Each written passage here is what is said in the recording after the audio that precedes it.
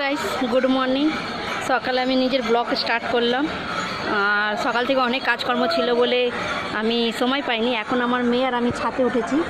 এই দেখো, এটা আমাদের বাড়ির ছাদ আর এটা আমাদের রাস্তা। তুমি দেখাচ্ছি তোমায় বাড়ির নিচেই।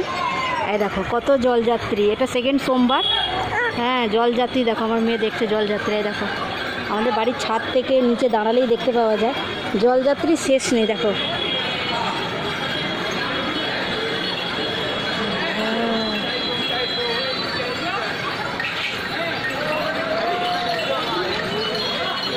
এখনও জলযাত্রী শেষ নেই। এত জলযাত্রী, মানে সেই কাল থেকে যে আরম্ভ হয়েছে এখনও তার শেষ আমি দেখতে পাইনি। এই দেখো কত জল। বাবা তো পাপা কলে যায়, পাপা কলে যায়।